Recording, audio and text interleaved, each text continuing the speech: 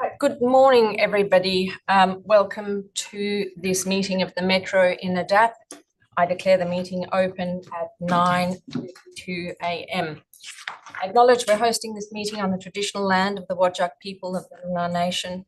We acknowledge the Aboriginal people as traditional custodians of Western Australia, pay respect to elders past and present, and the ongoing connection between people, land, waters, and community. This meeting will be run in accordance with the DAP Standing Orders 2024 under the DAP Regulations 2011. The meeting is being recorded and live streamed on the DAP website in accordance with Regulation 42A of the DAP Regulations. Panel members may refer to technical devices throughout the meeting to assist them in considering the information before them. I'd like to take the opportunity to introduce the members present today. I'll start with our local government members who we have online. Welcome to Councillor Ben Kunza, Local Government DAP Member, City of Canning, and Mayor Patrick Hall, Local Government DAP Member, City of Canning. My name is Dale Page. I'm the presiding member for today's DAP. To my left, I have Eugene Coltaz, who is Deputy Presiding Member today, and Andrew Howe, who is our specialist member for this meeting. Apologies, we have new members on leave of absence, new and noting of minutes. The previous meeting minutes are all available on the website. Moving to part B of the agenda, item 1, declaration of due consideration. Panel members need to have considered all the documentation contained within Part B of the agenda and the related information that was uploaded to the DAP website, noting that an R13 direction response was published on the 31st of January in relation to item 3.1. DAP members, could I please confirm by a show of hands that you have reviewed all the documentation? Thank you. Item 2, disclosures of interest. No declarations have been received to this point. I'd like to check whether any members have any interests they'd like to declare, and I'd like to check with our local government members whether any of the items on the agenda today have been before you at a council briefing or meeting. Councillor Kunza. Chair, I just declare 2 impartiality matters. Sure. With respect to item 3.1, lot 15, High Road Riverton, the report references traffic and congestion issues around the former Caltech site and work taken by the city in the past. The council motion referenced in the report was a result of a notice of motion put forward by Councillor Hall and me many years ago, and we've been contacted by several residents over the years regarding those issues. With respect to item 4.1, over a number of years, I've attended a number of strategic briefings where matters pertaining to previous development applications have been discussed at a council level. I also attended a type of community meeting at the church back in 2019, which was part of the church's public discussion related to the application to change their conditions. The only actual council decision relating to the church during this period was with respect to the public art on the side of the building. No other decisions have been made that I can recall. With respect to both items, neither matters prevent me from looking at the matters impartially. However, I thought it was prudent to raise these matters. Thank you, Councillor Kunza. Mayor Hall. Just in relation to the items referenced by Councillor Kunza, and he did speak of my involvement. I share the involvement that Councillor Kunza has detailed, and I too am fully able to exercise my responsibilities under the Act today, impartially. Thank you, Mayor Hall. Given the information provided under section 2.12, you've acknowledged that you are not bound by any previous decision or local government resolutions, and that you undertake to exercise independent judgment in relation to the matters before you. I'm therefore happy that there are no impartiality interests that would prevent you from participating or voting in relation to the items today. Thank you for those declarations. Do any other members have interests they'd like to declare? No? Good. All right, thank you very much for that. Moving then on to item 3, which deals with the Form 1 DAP applications. Before we do that though, I might like to suggest and move a procedural motion to change the order of proceedings and bring forward item 4.1, which is a Form 2 application. Given the nature of the application and the nature of the other items on the agenda today, we thought we might give Mr. Algieri some of his time back today and bring forward that application. So I'm happy to move a procedural motion to change the order of proceedings. Do I have a seconder for that motion? Second that. Thank you, Mr. Coltaz. All those in favour? That's unanimous. Thank you for that. So we will then move straight to item 4.1. That's a Form 2 DAP application. Number 1, Tatiana Close Bulletin, amendment to condition 11 of the development approval, DAP number 15/00906. So we have one presenter on this item today. We have Joe Algieri, supported by Lillian Yek from Altus Planning, speaking in support of the item. Mr. Algieri, I remind you that in accordance with clause 482 of the DAP Standing Orders 2024, the presentation is limited to 3 minutes. You've read the documentation provided for the application, so you're encouraged to focus on the main aspects at this point. Over to you. Good morning and thank you, presiding member, and I do thank you for the procedural motion. We're all time poor. Good morning also to the panel members and members of the gallery.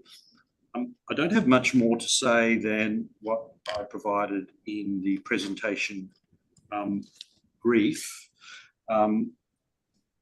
When you look at the report and you see the condition 1A, there's actually 4 parts to that. And this is really only an amendment to 1A of the condition.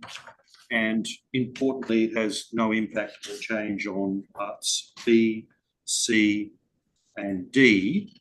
The significance of that is that once the submissions are received, the principal gravity of concerns about this site has to do with worship times, and that's on the weekends.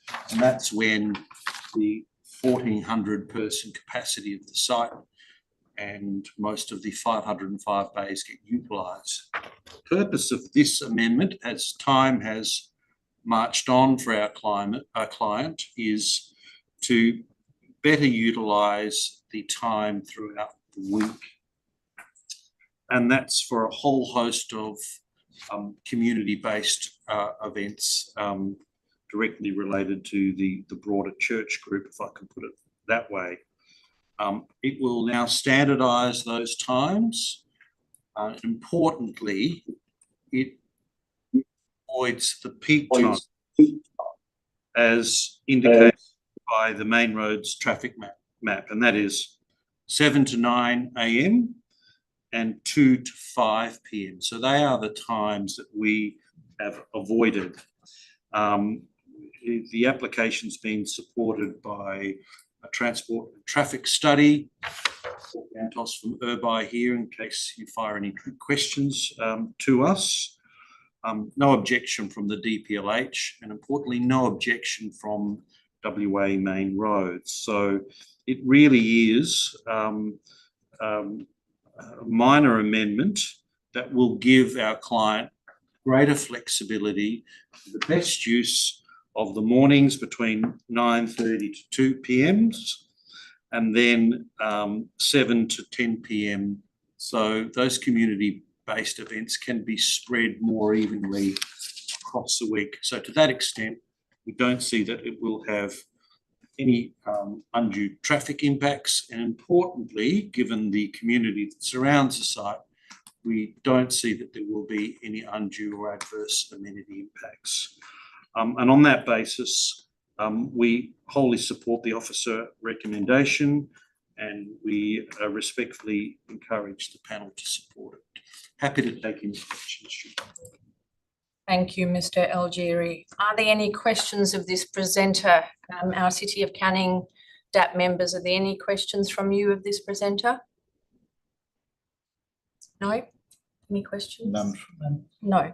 All right. We have our City of Canning officers with us today for that item. And there are a few of them. Forgive me if I miss a name. We've got Petronella Tandroyan, Austin Donahue, Troy Bosic, Shakil Magbul. Is there anyone else that I've missed there? Kai Wong, Development Engineering Officer. Thank you. Thanks a lot. So we have our local government officers with us today. Are there any questions on this item for the local government officers? Mayor Hall and Councillor Kunza?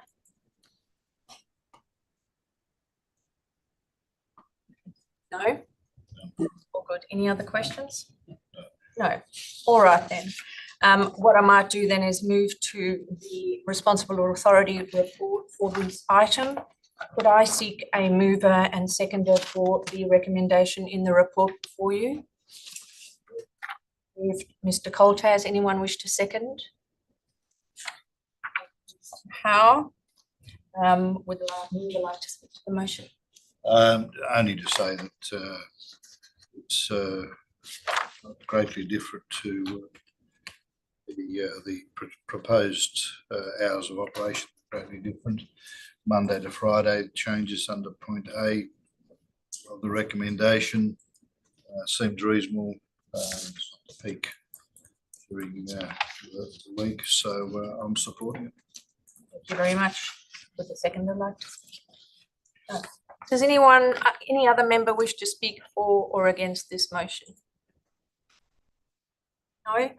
I will very briefly make a couple of comments, then I'll be supporting the recommendation for approval. It's a very minor modification to allow more attendees to community events during the day and more flexibility in operating times. It's not going to make the facility busier or bigger.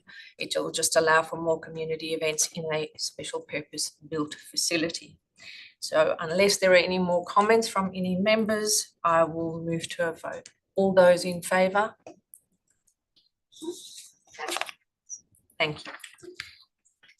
Good morning.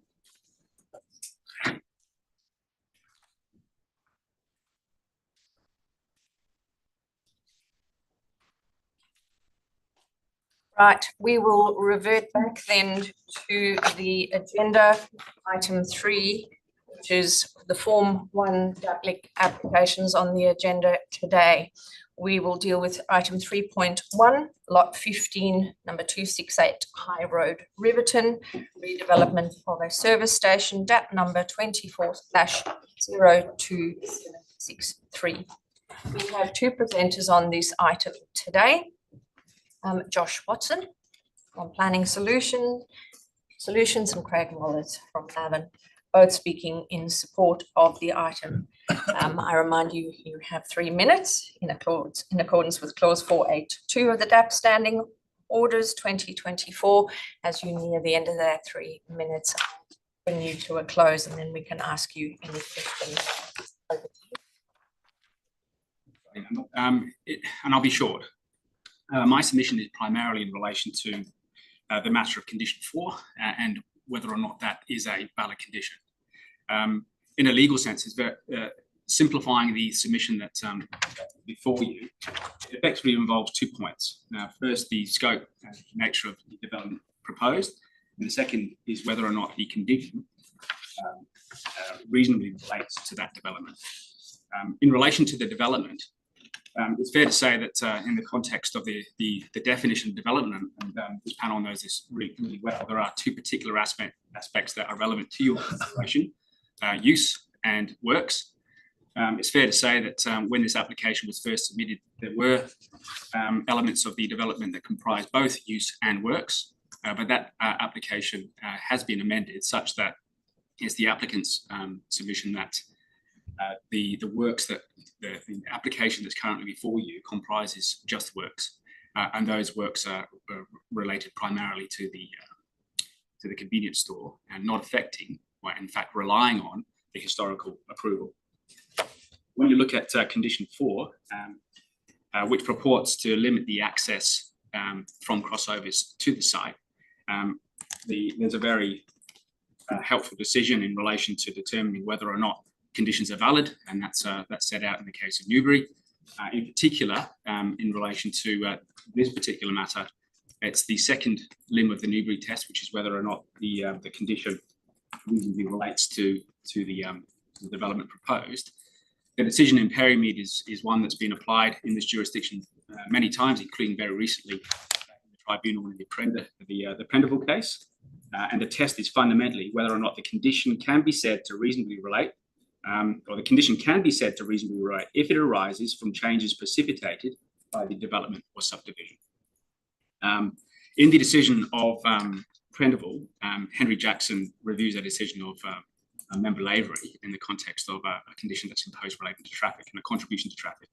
And quite helpfully, he recites the law as it stands in this state, and that references decisions like Reed, it references the Perrymead decision, and fundamentally, in determining whether or not a condition reasonably relates, you have to ask yourself two questions.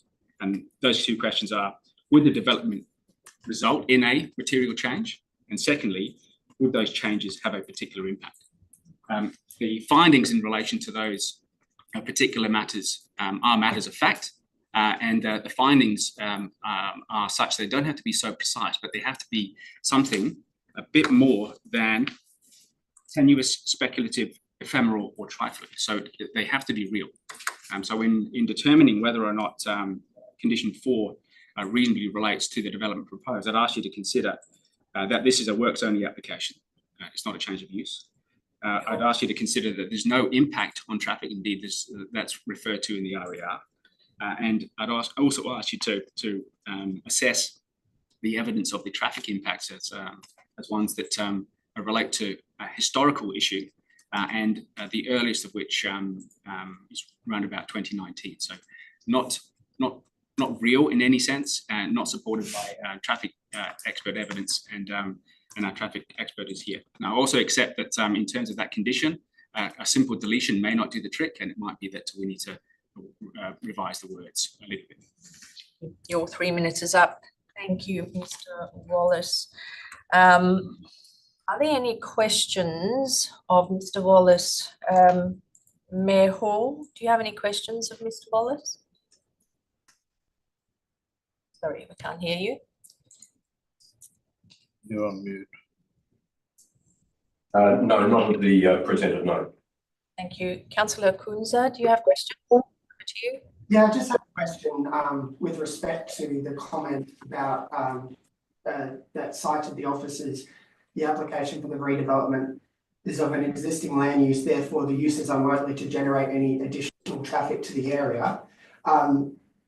Maybe you'll be able to help me with previous examples and what the legislation is. However, I just wanted to ask, the impetus for causing congestion issues is normally the price at the Bowser.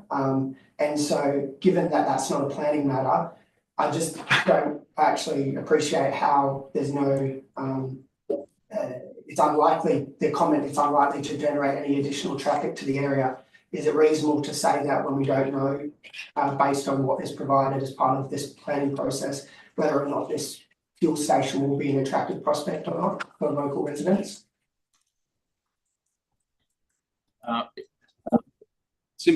Dialing it down to simplicity, what we're dealing with here is an application for works, not for use. And in terms of the assessment of what you're asked to do is effectively assess the application that's in front of you for those works.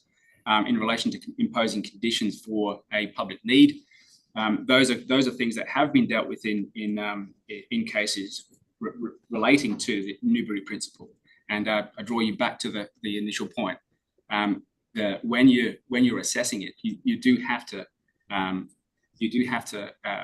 consider whether or not the condition you're imposing actually has a tangible or real relationship to what's being proposed. The history of this matter and when fuel is likely to be cheaper may not have an impact on the service station for 99% of the time it operates. It may be just be on a Tuesday. The restrictions that are imposed by condition 4 are very significant in a real sense for the other 99% of the time. So Mr. Watson on that in terms of the real effect of it. But fundamentally, in a legal context, all that I'm submitting is that in the context of deciding whether or not to impose condition 4, you need to look at whether or not there is a relationship between what is proposed in the condition and what the development you're assessing. Thank you for that. Just as a follow-up then to Councillor Kunz's question, could there be a valid argument that the upgrade of the service station and the increase, which is fairly sizable, it's almost a 50% increase in the retail floor space, could generate new and additional clientele, and therefore traffic volume, site access and circulation could be different from the previous? Presiding member, that's probably a question that will be dealt with by Mr. Watson in his deputation, and it's certainly something that could be addressed by the traffic engineer in this matter.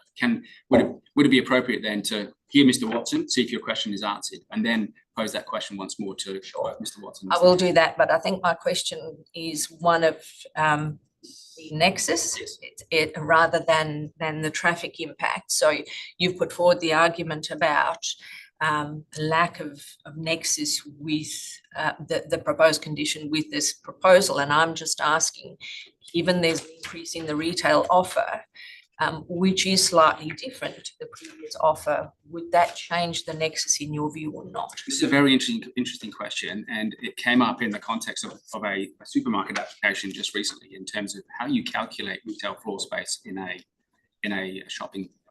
retail environment.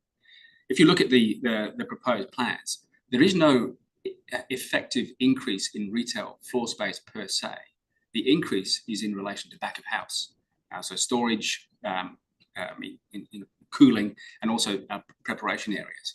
There is a question about whether or not those areas should be included in the retail floor space calculation.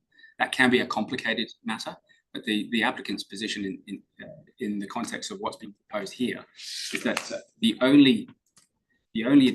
additions only serve to increase the back of house, not the retail floor space. Thank you. We'll let that be answered by Mr. Watson when it comes to him. But before we move to that, Councillor Kunze, did you have any additional questions of this presenter? No. Mayor Hall, did you have any questions? No. Okay. Any other panel member have questions of Mr. Wallace? No. All right. Thank you, Mr. Wallace. Watson, over to you. Your 3 minutes starts now. Thank you, presiding member. And we've also got Paul Jenkins from Derby as well, who'll be able to answer some questions following my presentation. Supportive of the officer recommendation, and we simply seek modifications to condition 4, 5 and 18, but I'll focus my presentation today also on condition 4. Happy to answer questions on those specifically following my presentation. Solar Energy are taking over the operations of this long-established service station on the site. Previous operator, as part of their obligations to the site, were required to remove the tanks, and the site closed last year. Following that, now Solar are proceeding towards putting brand new tanks in the site and also upgrading the facility to bring it in line with their commercial operations, but as well as up to a standard that we'd like to see in the modern time. The overall layout and general functionality of the service station, however, remains the same. How motorists access the site, travel to Bowsers, and then leave the site is not proposed to change. Condition 4 seeks to completely change how the service station will operate, and as Craig said, we see there's no nexus between how the upgrades proposed and the requirement to change vehicle access on site. We already have a building permit to reinstall the tanks and actually to put the canopy back in its original place. So, and that's on the 2001 approval. In the event access is not restored by the way of removing condition 4, our client would simply actually just go and reinstall the canopy as per that building permit with that lower clearance and work through that building permit. But we know that this isn't the best outcome for the site. Our client wants to improve the site and provide those amenities, further landscaping, the upgrades to the storage at the back, and general improvements, formalised car parking and the like. So we want to activate the approval. We don't simply just want to go to the building permit. We understand the site has had some issues in the past with vehicle access. These have largely been resolved, however, once the Leach Avenue crossover was moved back further from the intersection. So the evidence provided by the city's officers were actually prior to that crossover being modified. However, the city's concerns as part of this application has been on the high road crossover closest to the intersection. And in the evidence they've actually provided, there's no queuing from that crossover back onto the road.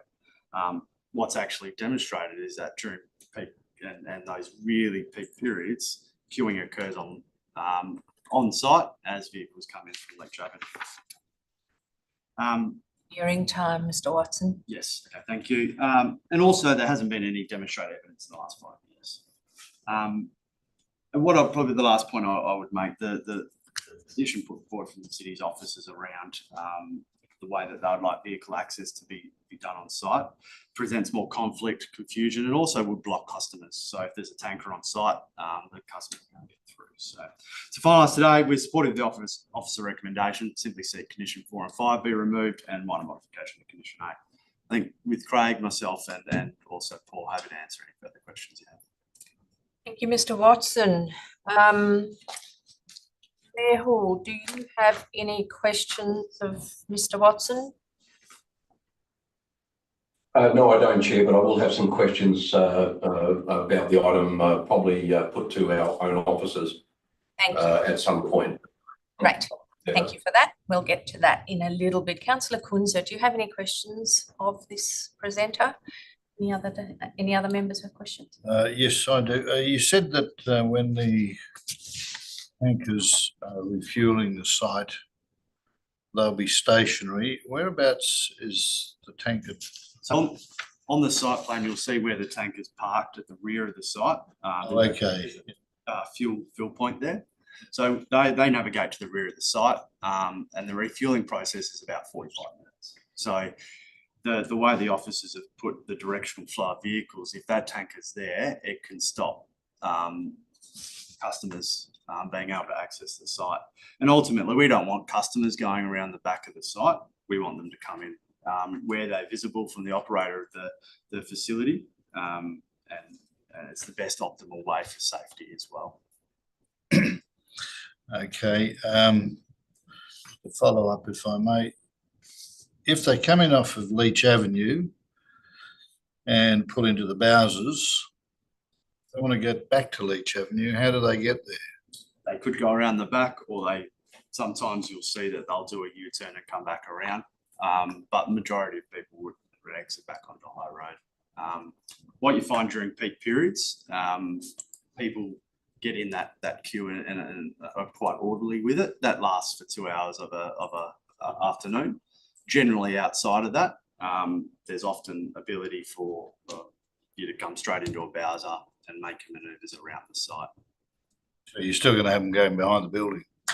Potentially, but also they can do a U-turn and come back around the front of the site as well. There's often gaps in between the Bowsers too, but most manoeuvres are back on High Road. And the servicing times for the tankers, there are specific times that they...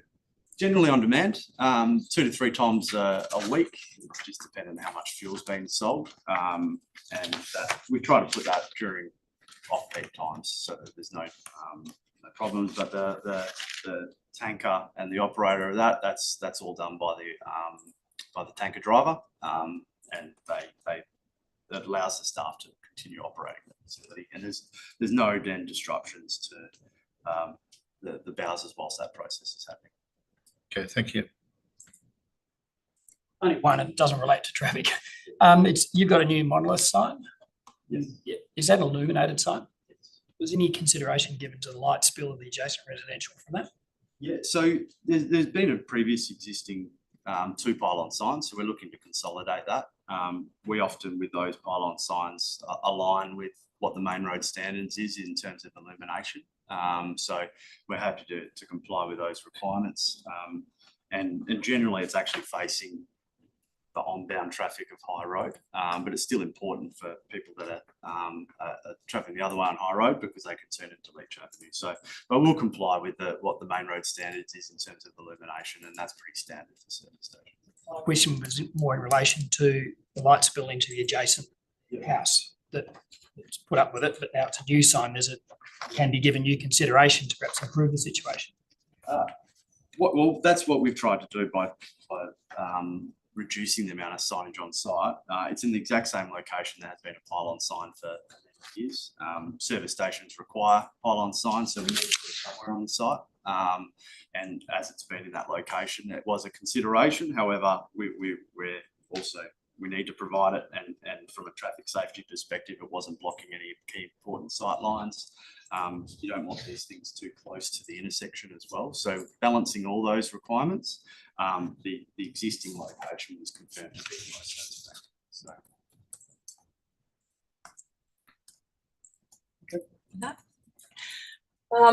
I have a couple of questions. So just could you remind me how many employees are intended to be present on site at any one time? It's generally one. You sometimes have two. During the peak periods, you might have a second operator. During like nighttime periods, you've only got one, and then you have a shift change as well. So there's generally no more than two. Thank you. On page 14 of the RA, it states that normal vehicle entry from the Western crossover on High Road doesn't meet Australian standards and main roads requirements. The report then goes on to state that your traffic impact statement didn't address the main roads requirements. Perhaps Mr. Ganthos, would you like to comment on that, please? We've been guided by the fact it's an existing site with an existing crossover, but also that standard is from Australian standards, and it's to do with the location of the crossover relative to the intersection next to it. So in this case, Leach Avenue, and it's probably off by a metre or so, but the proximity of crossovers to intersections is more relevant if there's a lot of traffic exiting from the crossover. So in this case, we have vehicles entering from the crossover, so that there's not really much conflict there. It's effectively just not as much of a concern, and that goes back to Austroad's guidelines to what they call functional downstream distance of an intersection. And for those considerations, it's mostly looking at if people are passing through the Leach Avenue intersection or past Leach Avenue, they can see vehicles exiting. So in this case, it could be that historically that has been approved because it's mostly functioning as an entry crossover. So if I had to guess, I wasn't around originally when it was designed and approved and built. Alternatively, it may have been that the Leach Avenue intersection has been modified slightly since the original service station was built. It may be that radius for Leach Avenue turning from Leach to High Road, that radius could have been increased to make it easier for vehicles to turn out, and then that effectively moves the curb tangent point closer to the crossover. But I think from my point of view, it's really functionally okay. I don't really see an issue with it as existing. Thank you. Any other questions of the presenters? Councillor Kunza. Thank you, Chair. I just had a question following on from the earlier questions about the crossover and the argument of the I understand why the applicant would want potentially the crossing on High Road to remain open. With respect to the no evidence in the last 5 years with issues of queuing, the fact is that people access from High Road and Leach Avenue, and then when there's a queue, they're not sure how to manoeuvre and who has right of way and so forth. I was just wondering why you're opposed to also having some sort of line markings to provide some sort of guidance to motorists, given that if the existing crossing, the western crossing on High Road was retained, why you would be opposed to line markings that might provide some sort of guidance, because it's often anarchy there when motorists are accessing via both Leach Avenue and High Road, which is obviously what the officers were attempting to resolve. We're pretty reasonable. We would be open to a line marking as long as the retention of the High Road crossover remains and enables a left-in movement there. Naturally, as queuing happens, they do as per the images provided in the attachment of the RAR. We are happy to provide some line marking there that can assist with that. But we don't want to go to the extent that has been recommended by the city's officers due to the closure of their recommendation to close that crossover, because it pushes the line marking pushes people around the back of the site. So we would be happy to put those lines in that Leach Avenue area that are detailed on the fuel tanker service, the marked up plan from the city. Thank you. Okay, any other questions of the presenters? No, all right, we will then move to the local government officers. Officers, you've heard the conversation that has occurred. I will ask the panel members if they have any questions of you, and then I might allow you after that, if there's anything else you want to add, you can do that. Councillor Hall, would you like to ask questions of the officers? I would, thank you, Chair. I just wanted to ask about the implications. The officers obviously have heard from Lavin and the other presenter in relation to their reluctance to apply condition 4. I want to know whether they still believe that condition 4 is important, and whether there would be any inadvertent consequences of actually requested. Officers, over to you. Thank you, Madam Chair. Yes, the city does consider the condition to be fair and reasonable and indeed valid, and I'll just run through the following points to make that assertion itself. The applicant has stated on the Form 1 application and in the application's planning report in attachment 3 that the application is for proposed service station redevelopment. As part of this proposed redevelopment, the applicants have proposed to retain 2 existing crossovers on High Road, which have been in use for over 50 years and were constructed in the 1970s when a service station originally operated from the site. The western crossover on High Road in particular is considered not to meet engineering or main road requirements. Whilst the site has functioned previously as a service station up until May 2024, the site at present has largely been demolished, with only the shell of the old service station building remaining on site. As with all proposed developments, the city is required to assess all aspects of an application on its merits against the city's planning framework, including the proposed access and egress from a proposed development. And in this case, for a redeveloped service station, this is a critical aspect of how the development will function. The city in its RAR has highlighted the clear nexus to impose the condition based on historical access and egress issues from the site previously operating as a service station, and the insufficient and inefficient manoeuvring of vehicles on site, which has resulted in vehicle queuing onto High Road, causing traffic obstruction, resulting in road safety issues along High Road. Clause 67 of the deemed provisions require local government decision makers to have due regard to a number of matters where, in the opinion of the local government, those matters are relevant to the proposed development when assessing and determining a development application. As outlined in the city's RAR, the city considers that clause 67.2s and 67.2t are extremely relevant to this development. Clause 67.2s requires local governments to assess the adequacy of the proposed means of access to and egress from the site and arrangements for loading, unloading, manoeuvring and parking of vehicles. Clause 62 or 67, apologies, 2T requires local governments to assess the amount of traffic likely to be generated by the development, particularly in relation to the capacity of the system in the locality and the probable effect of traffic flow and safety.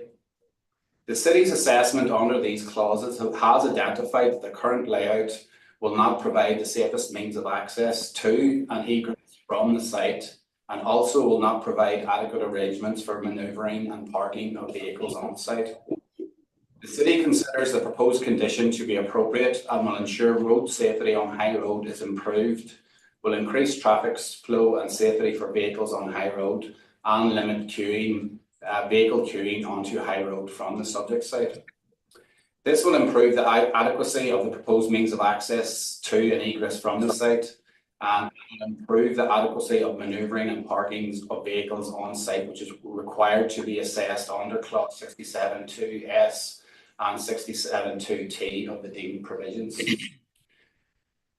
The requirement to provide safe access to and from the site and manoeuvrability is clearly required to be considered by the panel in accordance with the deemed provisions, and can clearly be demonstrated that the requirement to impose the condition as outlined in the city's RIR is fairly and reasonably related to the development. It is important to note also that the surrounding residential area will increase in density over time, as the surrounding area was rezoned from R25 to R40 under the Gazette of Local Planning Scheme number 42 in 2020, and will additional traffic in the immediate area when this area is fully developed to the R40 density over time. This will result in additional traffic on Leach Highway and High Road surrounding the subject site itself. The city considers that the condition is fair and reasonable, does not remove any existing crossovers on site, and does not impact full access and egress being provided to vehicles from High Road and Leach Avenue. The condition will also ensure the proposed development will provide safe vehicular access to and from the site, and ensure vehicles queuing on High Road is mitigated. This in turn will help improve traffic flow and safety onto High Road, which is a district distributor A road. Thank you. Thank you for that very comprehensive response, Mr. Donaghy. Just as a quick follow-up, before I hand back to Mayor Hall, if we weren't to delete part of condition 4 as requested, do you believe that better line and directional marking within the site would help address some of the circulation issues that you're concerned about? Yes, I think it's twofold essentially. In terms of the lane marking internally will definitely improve vehicle manoeuvrability within the site itself. The closure of the crossover for left-in access on the western crossover will also improve traffic safety onto High Road. So essentially there are two different aspects of the development itself. Thank you, Mr. Donaghy. Mayor Hall, back to you. Any other questions of the officers? I do, Chair, thank you. I wanted to ask Mr. Bosic from the city, who's been an employee, I believe, for about a quarter of a century with the city. We have approved many service station sites over the years. I was going to ask the officer, Mr. Bosic, would this site on High Road in Riverton be the site that has attracted the most issues in relation to parking over your time with the city? And I just wanted to ask that question. Yes, through the chair, yep, 34 years it is, Patrick, I've been here. But this intersection, or this site has been an issue my whole time at the City of Canning, those 34 years, mainly when the cheap fuel days came into place. So, mostly 25 years ago. And we've always tried to work with the owner of the site. And I know that there were different leases and so forth, which made it difficult. But, the first improvement was the relocation of the crossover along Cecil Avenue, which did help things. However, when we look at aerial photographs and on-site visits, the issue comes when somebody tries to push in and use that access off of High Road, that it becomes a problem.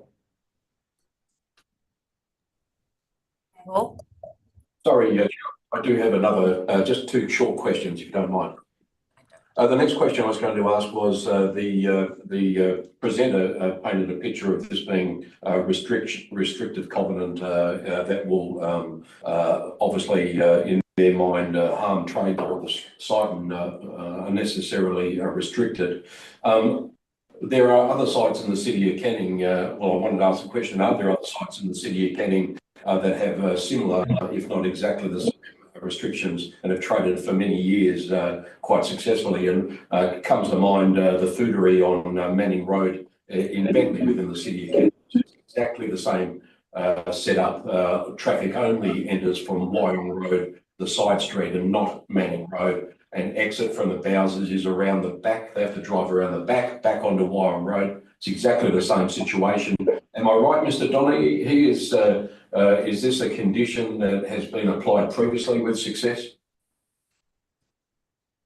Through you, Madam Chair. Mr. Mayor, yes, there is a few examples across the city where vehicles, for example, are required to travel behind the service station to access and egress the site safely. Two of those, for example, are the 7-Eleven service station at 113 Albany Highway, 1133 Albany Highway in Bentley, which the DAP approved, and a Caltex development at 1163 Albany Highway in Bentley that the DAP approved. So the city have been quite consistent where we'll always try to achieve the safest vehicle movement into and out of the site, and also to ensure that the maximum vehicle queuing can be accommodated on site to ensure the surrounding road safety. Mr. Donaghy, before I hand back to Mayor Hall for his other questions, just as a follow-up to that question from Mayor Hall, do you have any examples in the city of Canning where a site has been developed with a use and operated with that use until recently and is being redeveloped for the same use, same purpose and function, and you have imposed a condition like this on the new approval? Do you have precedent for that? Personally, I don't, but I can refer to a service station in the city of Stirling along Carnup Road, and I think it's North Road, which was an existing service station and had 3 vehicle crossovers. And I believe that was also a DAP application back in 2017 and 18, where one of the conditions was to restrict access into one of the crossovers, which is nearly identical to this application itself. So whilst we don't have one in the city of Canning, there is precedence across the Perth metro area where old historical crossovers that were constructed in the 60s and 70s and even earlier are required to be amended to meet current safety and engineering requirements. Thank you, Mr. Donaghy. Mayor Hall, back to you. Thank you, Chair. My final question was just in relation to landscaping. I noticed that on the plan, there had been discussion in relation to the city had requested under LP 42 a 2 metre wide strip on the western side. I think the proponents proposed that to be 1.5. Of greater concern to me was on the northern boundary, which is that back end of the service station. The proponent is proposing a 0.5 of 1 metre strip of landscaping along that. 0.5 is no wider really than an A4 piece of paper. Has there been movement on that, Mr. Donaghy? Is the city still firm in its view that the landscaping should be what the landscaping should be? Through you, Madam Chair, yes, Mr. Mayor, the city would like landscaping to be provided on site in accordance with local planning scheme 42 requirements, which is for a 2 metre landscaping strip. The city's engineers have reviewed the manoeuvrability of the tanker on site and still consider that 2 metre landscape strip can be provided. And so that's why the city has recommended a condition accordingly to the panel to ensure that 2 metre landscape strip is provided. Thank you, Mr. Donaghy. Just as a follow-up to that response to Mayor Hall's question, the applicant has sought to the latter part of condition 80. There is some, sorry. you comment in relation to that proposal to delete the latter part of condition 18, which stipulates that it needs to be in accordance with the scheme? Yeah, so the scheme requirements is for that 2 metre width to be provided. The applicants are contesting for that width to be provided, which I believe is why they want to delete the latter part of that condition. As stated in my earlier response to Mayor Hall, the city considers that that 2 metre landscaping strip can be provided on site, and which will provide that softening and buffering of that service station land use to the abutting residential properties, and we think it's important to be implemented into the development. Thank you. Mayor Hall, any other questions from you? No, thank you, Chair. Councillor Kunza, do you have questions of the city officers? No, thank you, Chair. Panel members in the room, do you have questions of the officers? Just one question in regard to landscaping. I'm trying to find the comment, but are you saying that they have to provide a 2 metre along the northern and eastern boundary as well?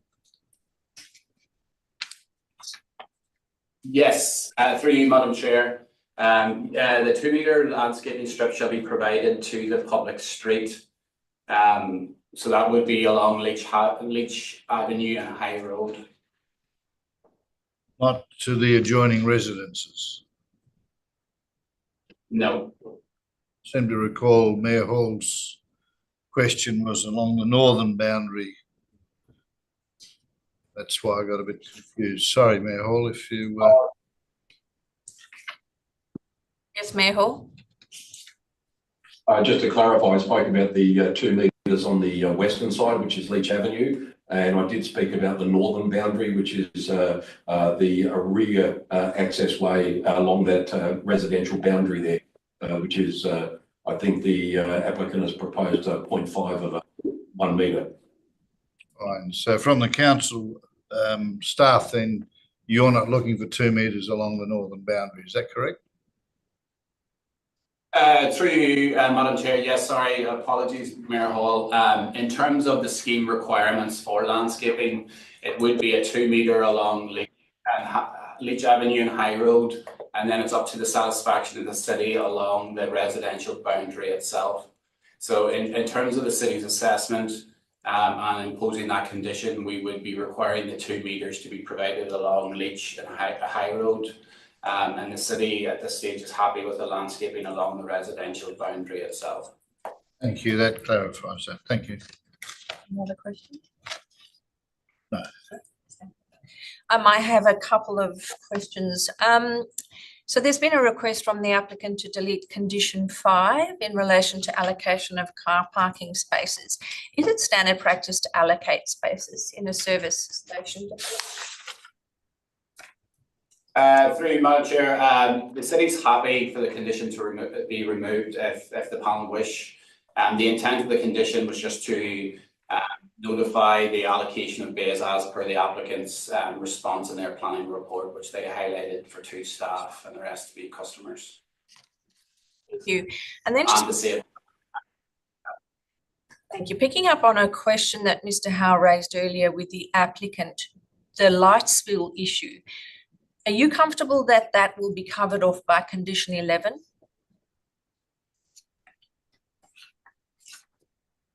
Yes, we would be satisfied given that it would have to comply with the appropriate Australian standards.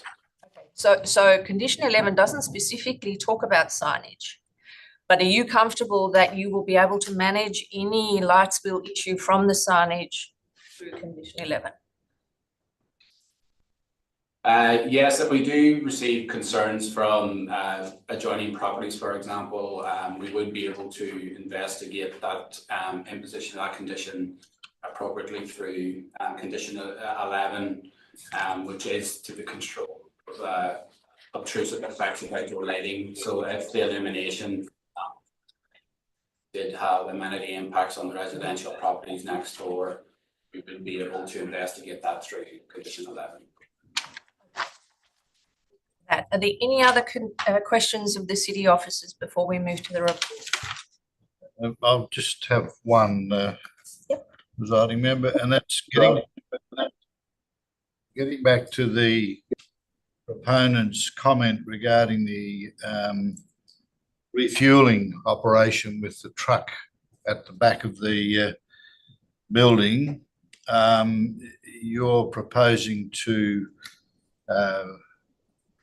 sign egress basically from the Bowsers back onto Leach Avenue at the rear and create a situation where motorists will drive around the back and have to stop. And if there's a couple of them at once, they will have to reverse back. You have an issue with that?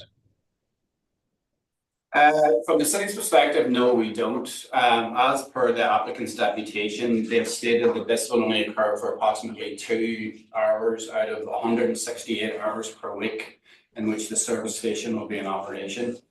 As identified in the new maps images in the RAR report also, it appears that the fuel tankers do visit the site at non-peak times when there is no vehicles actually using the Bowsers themselves. So the city considers this to be a low risk outcome in that sense.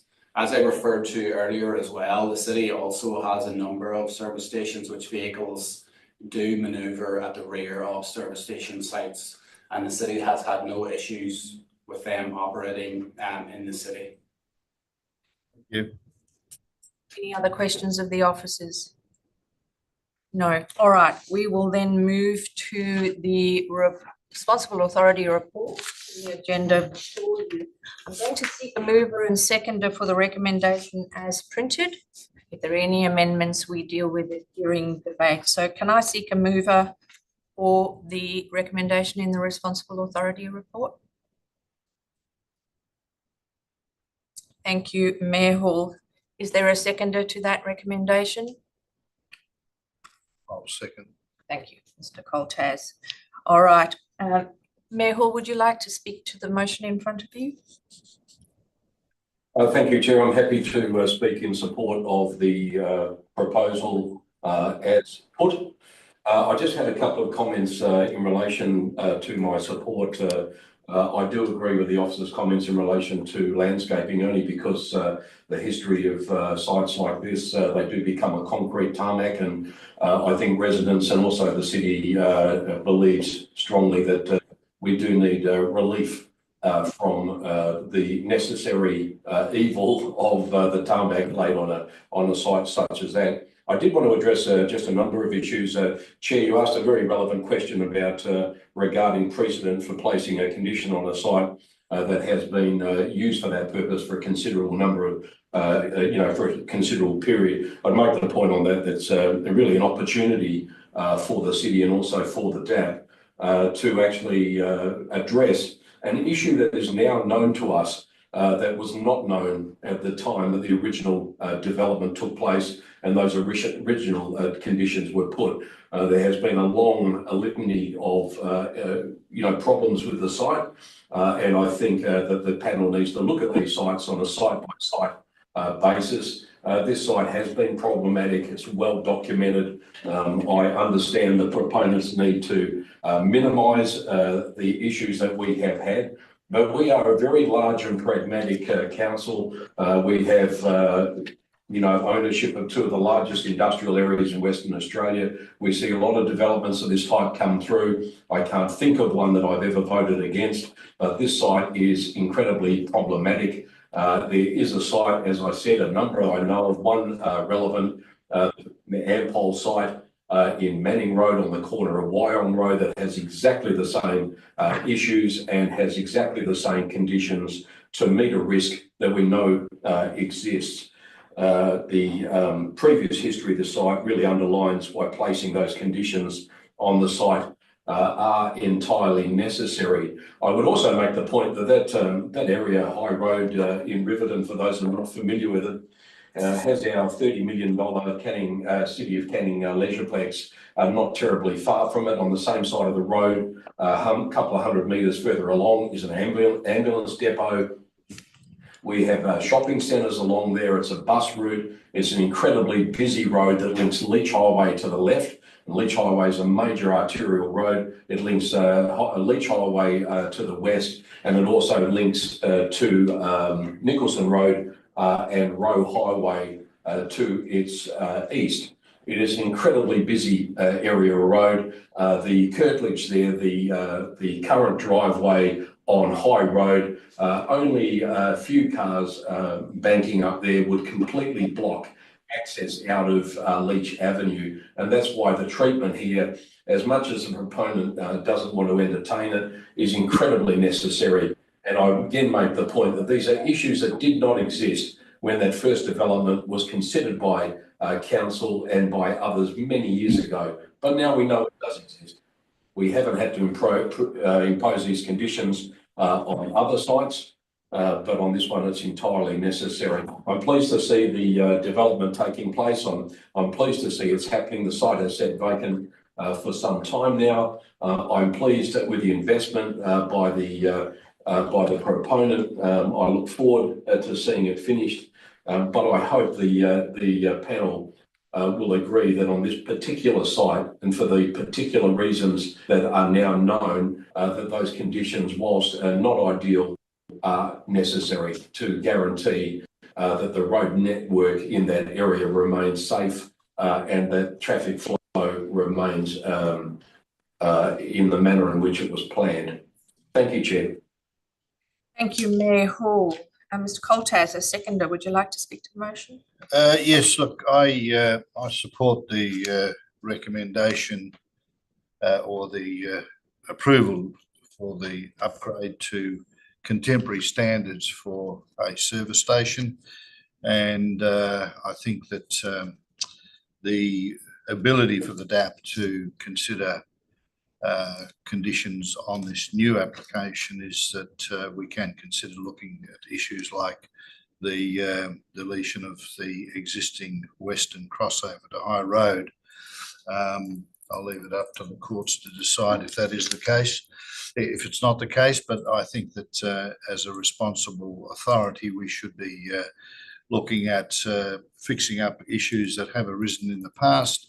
As Mayor Hall said, the contemporary developments that have occurred in this area have changed the nature of crossovers to service stations, and I'm familiar with many where new developments have had to change. I'm probably still a little bit unclear as to how it might operate in the future. I think there will be confusion on the tarmac and at the back of the building, particularly if there's a tanker there. I would probably recommend that the operators put some signage at the back of if the tanker has to sit there during peak hours, and there's going to be some confusion, that maybe some witches' hats to inform motorists that they can't get out or go around the back of the building when there's a tanker there. There has to be anyway, because there'll have to be clearances to tankers that are refueling the area. In terms of the landscaping, I think that there looks like there is room to accommodate some additional landscaping. It is to the city's satisfaction, so if the proponents are able to demonstrate that they can't get the 2 metres or whatever, then the city still has some discretion to modify that. In terms of the restriction of exit from the service station onto High Road, I'd like to know how that will operate in future. It says assigned large vehicles exempt. Driver behaviour, what it is, I'm sure small vehicles won't try and get out of there either, but that's not an issue.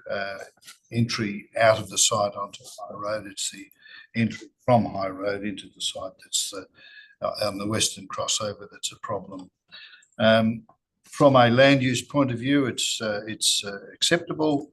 The responsible authority report demonstrates that there are a number of issues as a result of the redevelopment, things like boundary walls and signage at that. They all have conditions imposed, and they're acceptable conditions, so I'm supporting the application. Thank you, Mr. Coltas. Do any other members wish to speak for or against the recommendation in the report? Councillor Kunz, over to you. Thank you, Chair. I'll just briefly speak and support the comments from the previous speakers. With respect to the discussion on the crossovers, as the previous speakers have mentioned, it is a new application. But I'd make the point that if we don't deal with these safety issues now, as a local government authority and as the DAP, when are they to be dealt with? The previous issues pertaining to Leach Avenue and the shift of the crossover there only eventuated because City of Canning ratepayers had to invest tens of thousands of dollars to bring the then owner to the party, which they subsequently agreed to in order to shift it and improve safety.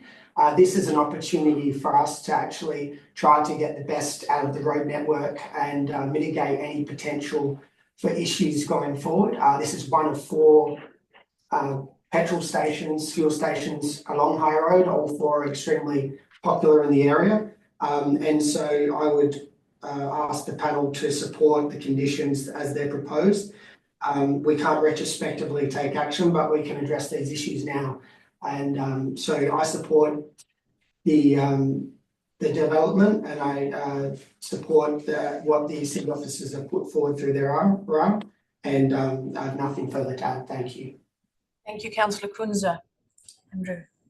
I'd just like to say that I think that with the considerable investment that's being made, it's done so with the intention of creating a contemporary, more efficient and more attractive facility with the intention of attracting more customers. That's the nature of the investment. And in doing so, we're going to potentially exacerbate an existing problem. So I think that's part of the reason why as a DAP we are required to make sure that we are ameliorating any of those issues. And this condition that's being discussed attempts to do that. Thank you. Before I hand back to Mayor Hall to close, I might like to speak very briefly and move a couple of amendments, if that's okay. So I'm happy to support the proposal. The use isn't a new one, so it's not like we're introducing a service station into an environment that's never had one before. It's been in existence and it does align with the objectives of the commercial zoning of the site. In relation to condition 4, I think it's a tricky one. I do have some concern with the wording as currently written for the reasons that Mr. Wallace did put forward, because I think in general terms, we move into tricky territory when we use a DA for what appears to be relatively minor upgrades to try and address real and perceived issues that may have existed with the previous operator. So I think as a general principle to use a new application to fix the ills of old is a little concerning to me. However, in this case, I do feel that given, picking up on Mr. Howe's point, given the increase in size of that retail offer, whether it's back of house or no, I think it's going to increase, and the general upgrade it's going to increase the appeal of the facility. And I do feel that that will therefore attract more people to the site. So in this particular case, I think there's enough nexus to require the rectification of the previous issues, particularly as they pertain to potential safety issues and traffic issues. In relation to condition 5, I have a concern with condition 5, and I'd like to move an amendment to delete condition 5, because I think it would be beneficial to allow more flexibility in parking. Before I talk about that, I will move an amendment to delete condition 5. Do I have a seconder to that motion? Second. Thank you, Mr. Coltaz. I'll speak very briefly to that amendment. I think the operator might have a problem on their hands if customers couldn't park to access the retail component if spots were taken up by employees, or if spots were designated for employees and then sat vacant because customers would be disinclined to use them. As a law-abiding citizen, I certainly wouldn't park in an employee spot if I needed to run in and grab some milk. I think it's best to leave the bays unmarked and for the operator to manage the staff travel arrangements to ensure there are as many bays available for customers as possible. Mr. Coulter has a seconder to that amendment. Do you wish to speak to it? Only to the extent that as a user of several service stations, I've yet to recall seeing staff and customer base delineated. So I support the deletion of condition 5. Thank you. Is there any dissent to the deletion of condition 5? All right, let's put that amendment to a vote. All those in favour? That's carried unanimously and now forms part of the primary motion. Moving on to condition 8, I think it's appropriate to make changes to condition 8, and I will move that as an amendment in line with the wording the city provided in the R13 response. There's not much to say. I understand the reasoning behind the current condition, but as currently worded in the responsible authority report, it's confusing and it doesn't make sense grammatically. So it doesn't change the intent of the condition. So I'm moving an amendment to amend condition 8 in line with the updated condition provided in the R13 response by the City of Canning officers. Do I have a seconder for that amendment? Thank you, Mr. Coltaz. Is there any dissent to amending that condition in line with the updated wording provided by the officers? No. All right, let's put that amendment to a vote. All those in favour? Carried unanimously. Thank you. That forms part of the primary motion. Whilst condition 18 I had some concerns with, but I think if the city officers are happy with that, that's fine. We can let it stay. I originally thought it wouldn't be unreasonable to delete the latter part of condition 18 as requested by the applicant. I think that actually is in the city's favour. It requires the landscaping plan to generally be to the city's satisfaction and not only linked to a scheme requirement, but given the city's officers are happy with the condition as it stands, we will leave that for the minute. I have nothing further to add in relation to the primary motion. So Mayor Hall, I hand back to you to close with any comments. Thank you, Chair. I appreciate the input of all of those who have spoken. I have nothing further to add, and I will close debate again by indicating my support for the applicant as now amended. Thank you. Excellent. We will then move to the primary motion as amended by the deletion of condition 5 and the rewording of condition 8. All those in favour? Carried unanimously. That puts that item to bed, and those here for that item. Great. Yeah, cool. Thank you.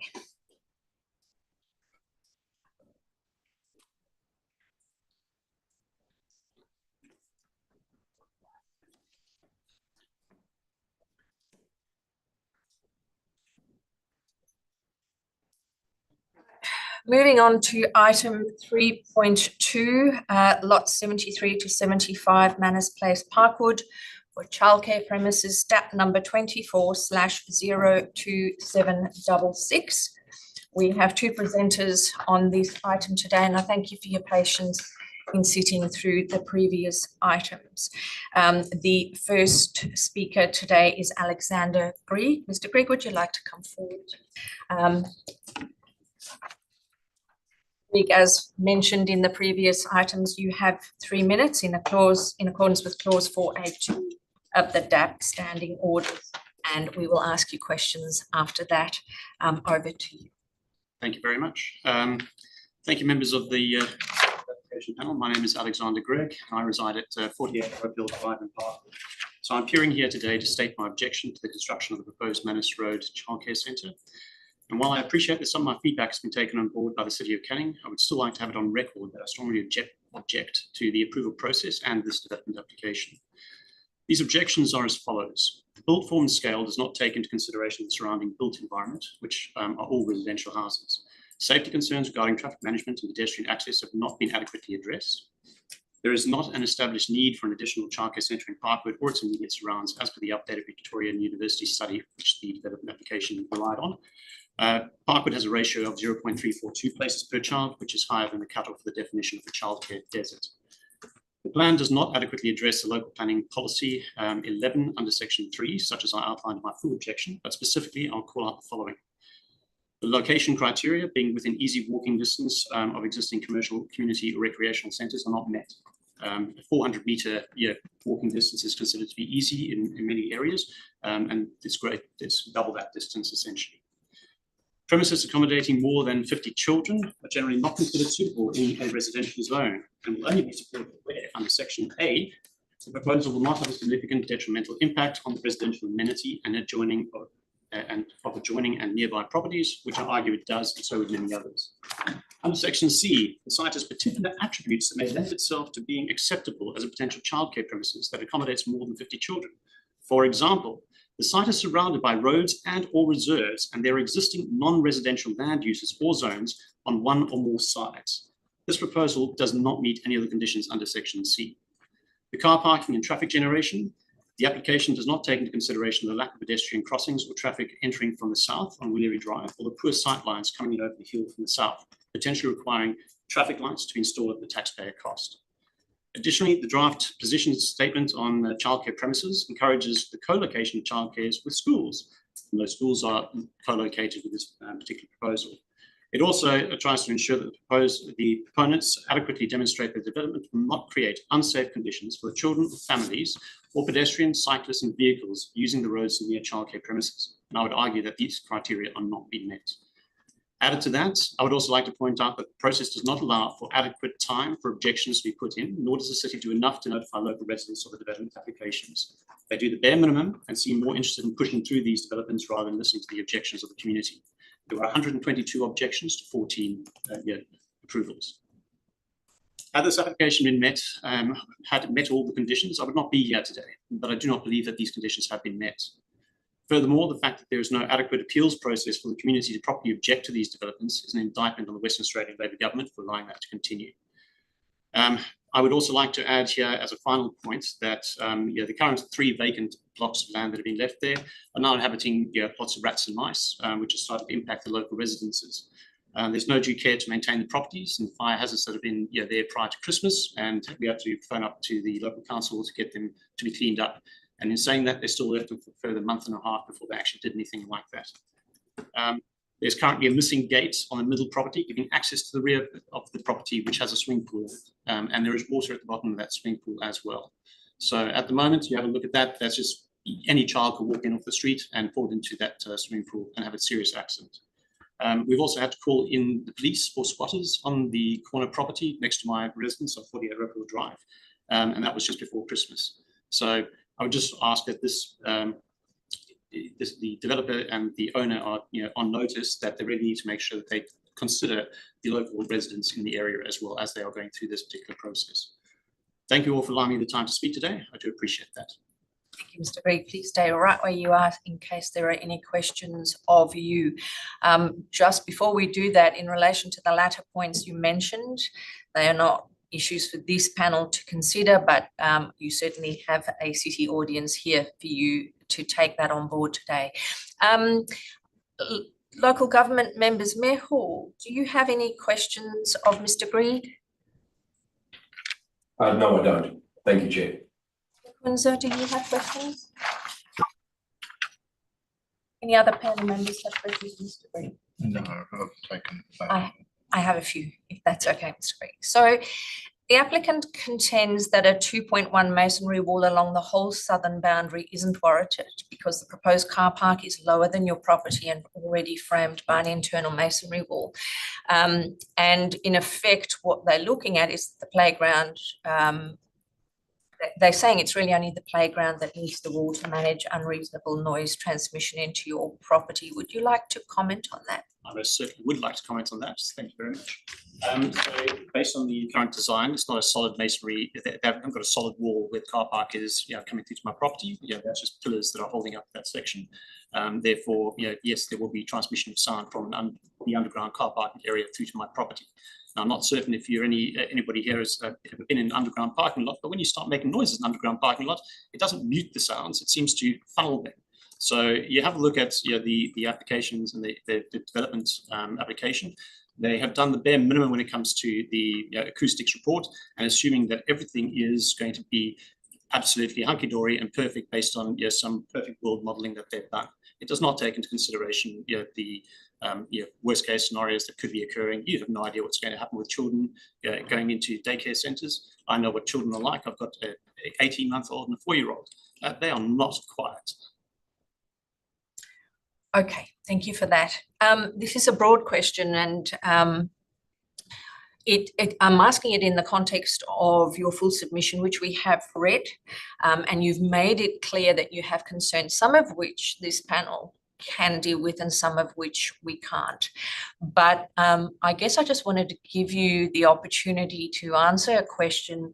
What else could the applicants do to the current proposal? If this was to go ahead, what could they do to give you some comfort that the proposed use could coexist with your surrounding residential uses?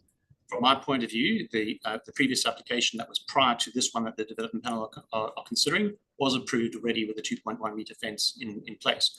I understand some of the characteristics of the new application are different, yes, but I still stand by the fact that the 2.1 metre high masonry fence will then make it acceptable for us to live in proximity to this particular facility. And are you aware that the current report recommends that 2.1 metre wall, and the applicants are requesting that that be amended?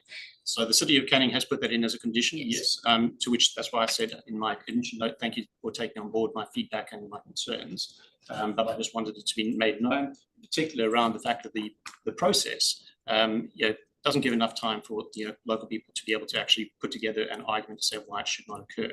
I spent an incredible amount of time trying to put my thoughts together, having to research matters which are not my purview, and so it took me probably twice as long as it would take somebody who's already familiar with all the development processes. And it does take a lot of time to do that. You only have a 2-week time frame to put your submission in place. That is quite an impost on the local community as well. You don't have sufficient time to respond. Thank you, Mr. Gregg. I have one more question. A number of your concerns relate to traffic. Do you feel some of your concerns have been addressed through the additional technical note addendum that was provided to the city in response to some of the issues raised during consultation? Some of them minor. Again, you're probably going to find in all likelihood that it is going to require some level of traffic lights or something at some point down the track. But again, you don't know what the problems are going to be until later on down the track. And again, that's going to come at a cost to for us as taxpayers. So again, I just want to put those concerns out because if you're making a decision on the basis of approving this particular development, I should be thinking about the impacts as well. Thank you. Are there any other questions for Mr. Gregg? No? Thank you, Mr. Gregg. You may resume your seat. The next presenters on this item, we have Alessandro Stagno. Come forward. And Benham Boardbar. Benham, are you presenting as well, or are you just here to answer questions? Alrighty, who's going first? We'll make a joint presentation if that's okay. Excellent. I've got a slide that's dedicated to Benham. Yes.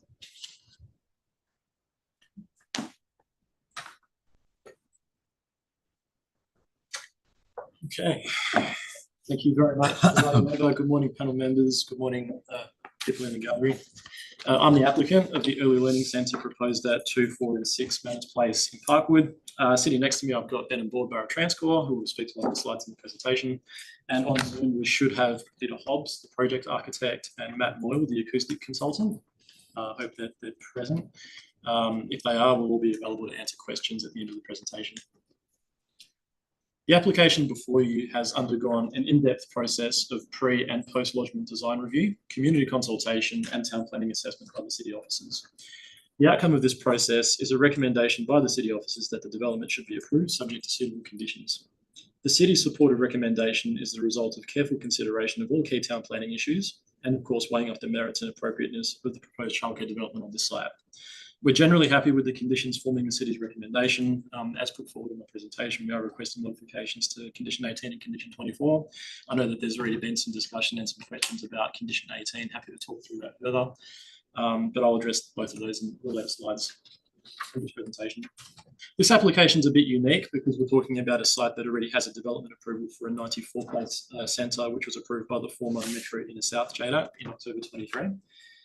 For this development, our team has followed a different brief on behalf of the different proponent, which has resulted in a different design response. The main feature of our design response is the split level format, predominantly using excavation to deal with the site's topography. This approach enables a sensitive and compatible design solution to both the streetscape and to the adjoining properties. The aesthetic response to the development is supported by both the city's officers and the design review panel and is confirmed to be of high quality.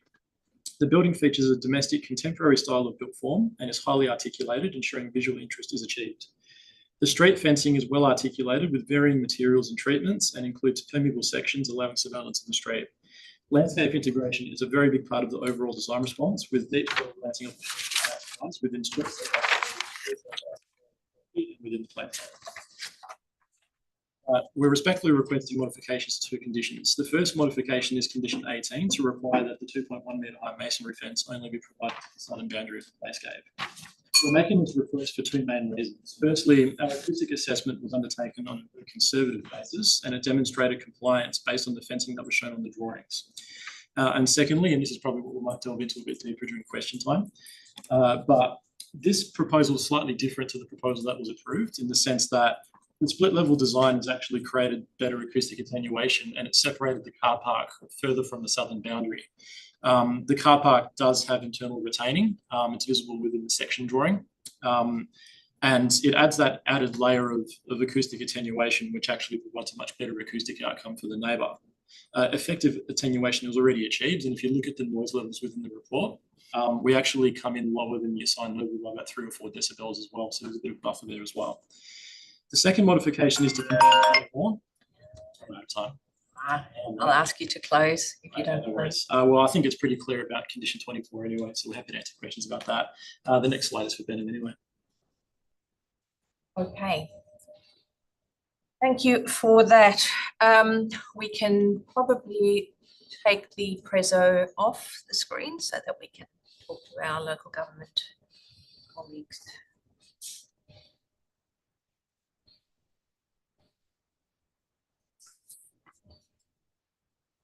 Thank you very much. So, Mayor Hall, do you have any questions of these presenters? No, not of the applicant. Thank you. Thank you. Councillor Kunzert, any questions of the presenters? No, no questions, thank you. Any other member have a question of the presenters? Yes, I do. Just in regard to condition 24,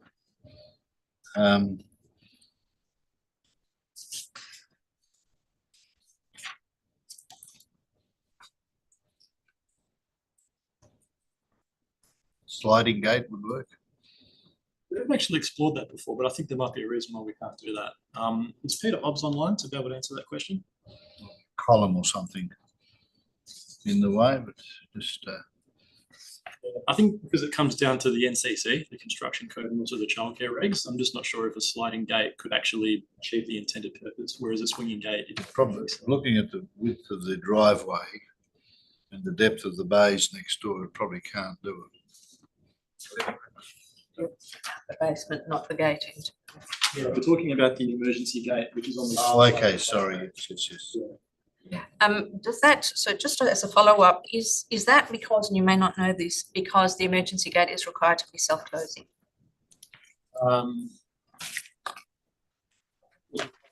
But the problem is actually that if we create an indentation within the site, it's a solid fence, and then rather than having a nice straight fence line, there's spots where kids can hide. It actually diminishes the sight line for supervising staff while kids are in the play area.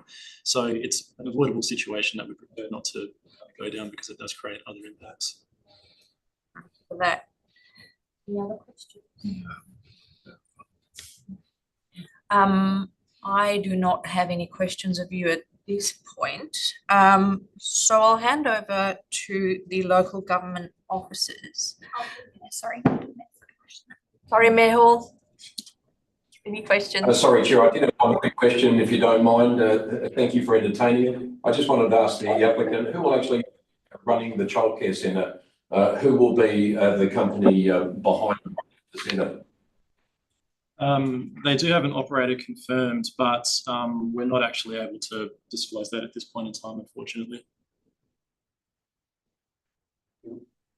Sounds like it's commercial in confidence at this point, Mayor Hall. Any other questions? No, thank you. All right. Mayor Hall, do you have any questions of the city officers? Benham. Bennett's got his presentation. Ben's got a presentation. I missed you. Go back to Ben and board by. Your 3 minutes starts now. Thank you very much. Good morning, presiding member, panel member, and officers. Thank you for the opportunity to speak this morning. I have provided a brief written submission. I don't intend to go over the content of that submission, but I just wanted to reiterate some important facts surrounding the application. First of all, in terms of the abutting road network, they all operate at about 50% capacity at the moment. And Roper Drive is actually operating at third of its capacity. So the road network are relatively low volume road network with respect to the operating capacity. In terms of safety, there has been no crashes recorded over the last 5 years at the key intersections, including the main intersection of Villery Drive and Manus Place. In terms of the sightline issue that has been identified as a potential issue by the residents, that has been addressed in that addendum technical note, and there is adequate sightlines available. I think it's also important to note that the existing crossovers of the 3 properties on Manus Drive are being rationalized into one exit-only crossover. And as was mentioned about the previous approval, during that process, the proponent undertook a very detailed analysis of the intersection of Villery Drive and Manus Place, and that intersection operates with a very good level of service of A, which is the best level of service with minimal delays and queues. So with respect to the sentiment and interest of the community members, there is no evidence of any traffic operational issues or safety issues in that area. And that intersection certainly would not be qualified for a signalized intersection at all. So the setting is perfect from our point of view. We've done well over 100 applications, and most of those have been constructed. We got a relatively low traffic volume environment with significant spare capacity. We have no evidence of safety concerns. There are no geometrical issues that may cause safety concerns. We are only adding just under 400 vehicles per day to the entire road network. So the setting is perfect for a childcare center from our point of view and our experience of being involved with many. And again, 3 minutes, Mr. Borba. Thank you. Just wanted in closing reiterate the comments made by Alessandro that the city officers have undertaken a very comprehensive planning and traffic assessment of this application, and the applicant and officers' conclusions are the same. Thank you. Thank you very much. Thank you very much. We could minimise that presentation. Mayor Hall, do you have any questions of this presenter? No, I don't. Thank you, Chair. No. Councillor Kunza? No, thank you, Chair. Any questions from other panel members? No. All right. Before we move to the local government officers, I think for the purpose of the minutes, it's also worth noting that we have a written submission from Paul Hadfield-Jai. You've all had the opportunity to review that. It was quite a comprehensive submission. So just for the purpose of the minutes, we have taken note of that submission. All right. Moving on to invite questions of the local government officers. Mayor Hall, do you have questions of the officers? No, not at this time. Thank you, Chair. Councillor Kunza? Over to you. Yes, I do. Thank you, Chair. Just with respect to the permissible opening hours,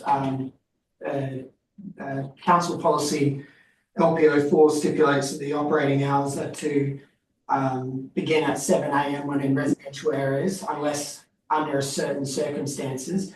I know in the report that it stipulates that under 3.42AI of LPO4, catering for out of hours workforce, it can open at 6:30 a.m. I'm just wondering, obviously there's no operator, we don't know how the centre is actually going to run.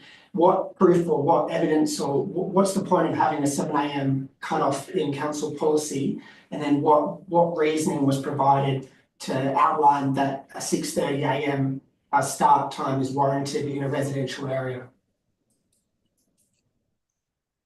Through you, Madam Chair, Councillor Kunza, the 6:30 a.m. start time that is proposed is quite common now for childcare premises, and the city has approved a few of those over the past year in relation to earlier start times to provide added flexibility for families and especially out of hours work drop off their children that bit earlier themselves. The traditional 7 a.m. start time is tied in with the noise regs to ensure that noise emanating from the premises itself meets those requirements. The conditions that we have proposed as part of the development approval itself will still maintain those noise reg requirements, so children won't be able to play outside until 7 a.m.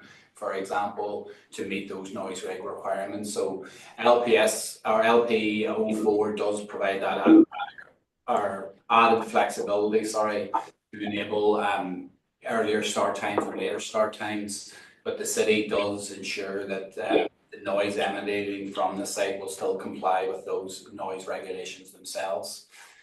The applicant from the very start of the application proposed the 6:30 a.m. start time, and with discussions with the city, it was initiated that was for the added flexibility to provide for earlier opportunities to drop off kids and have a wider base of customers to cover for the out of hours workers as well.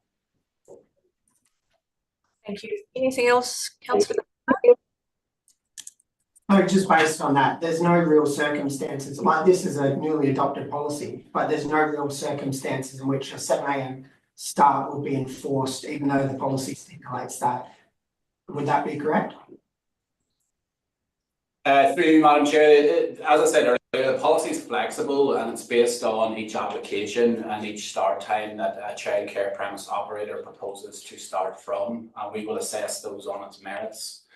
So in this instance, the applicant has proposed to operate from 6:30 onwards, and the city has assessed that against LPO4 and is able to support that with the appropriate conditions of approval, which will ensure that the residential amenity of adjoining properties is still maintained in accordance with the noise. Anything further, Councillor Kunza? Members in the room, any questions for the officers? Mr. Donaghy, the condition 32 about the sort of post-occupancy noise assessment, does the city use this where there is a non-compliance as a result of that secondary report? And what's the process to rectify the situation, given we've got a built facility in place? Through you, Madam Chair, essentially that report is a standard, or that condition is a standard condition, especially for these types of developments. Primarily, it is to ensure that the recommendations contained within the acoustic assessment are indeed built into the facility as proposed, and that those acoustic readings match up with what was recommended through the acoustic report. If, for example, there was an issue to do with noise following that report, the city's environmental health team would work with the applicant's environmental health or noise consultant, to ensure that an appropriate solution could be found. Just a question, it's standard in some authorities to require an operational management plan to monitor the method of operation. In other words, the proponents would argue that between 6:30 and 7, for example, very few people arrive, and there are management issues that need to be enforced. Did you see the need for an operational management plan on this one? Through you, Madam Chair, in this instance, we have recommended conditions of development approval, which normally cover the information in the operational management plan. I do agree, normally an operational management plan is normally provided by applicants as part of the assessment of the application itself. However, the city feels that the conditions of approval that have been recommended will cover the orderly operation of the development itself, and will maintain that existing residential amenity in the locality. Thank you. A few questions from me, if you don't mind. Can you comment briefly on the applicant's proposal to modify condition 18 and 24? Yes, through you, Madam Chair, the city does not agree with the applicant's recommendation to amend condition 18 for the masonry fence.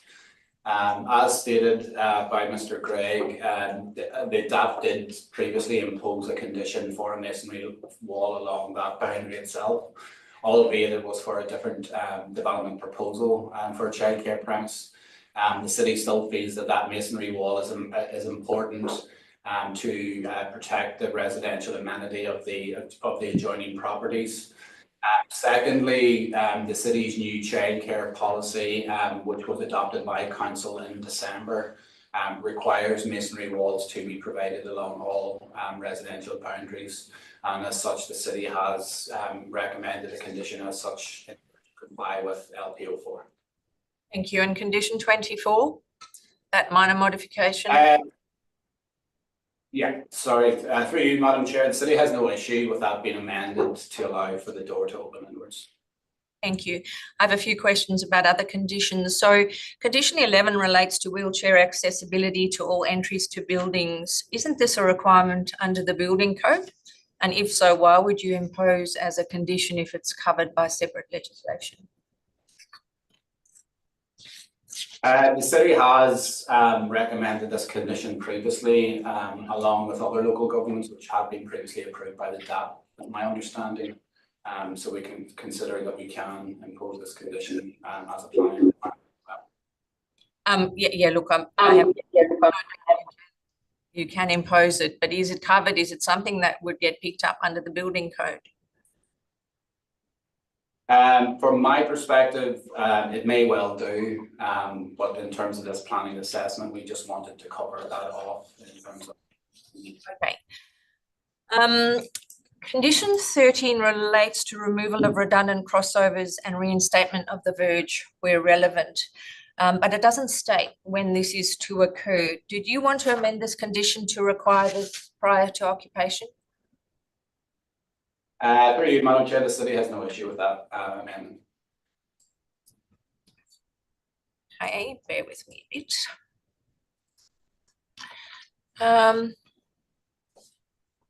Condition 25 states the development needs to be connected to the sewer. Is that condition really needed? This is just to ensure that it is. It's a standard condition that we do impose on all development approvals. All good. A few more, if you don't mind. Condition 27 states that the approved schedule of colours and materials must be carried out in full and maintained for the duration of the development. Did you want to amend this condition slightly by adding the words unless otherwise approved by the city? Just mindful if they decide to repaint or do something minor, the way this condition's worded might be a bit tricky. Through you, Madam Chair, yeah, the city's happy for that condition to be amended as proposed. Okay, similar to previous conditions, condition 29 states that drainage systems must be in accordance with the building code. Again, is this condition necessary if it's covered under separate legislation? Through you, Madam Chair, from the city's perspective, we just wanted to cover off that the stormwater will be maintained on the property itself. Because we're discussing it at the law codes as well. And we do assess the development under the residential design codes, which does cover off our stormwater as well. The residential code. Good.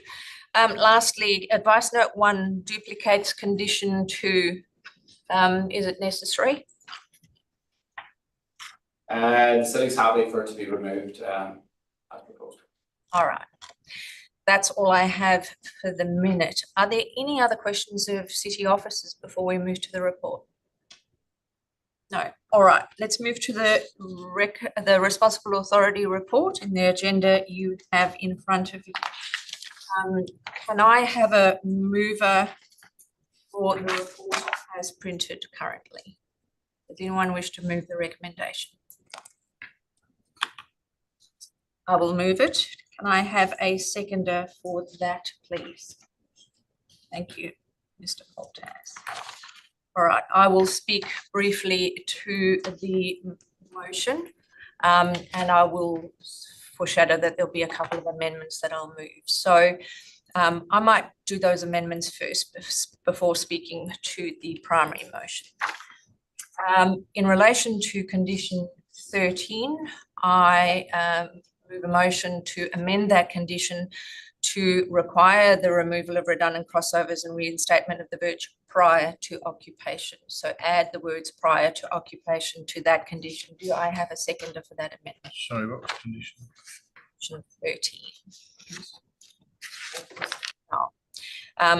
I think it's important, just to speak briefly to that, I think it's important that we actually put something in there so that for the city's sake, there's no dissent in future as to when that needs to occur. If you don't put in when that needs to occur, that could be open to interpretation. So prior to occupation, make sure that it's done before the centre commences operation. Is there any dissent to that amendment? All those in favour? Carried unanimously. That now forms part of the primary motion.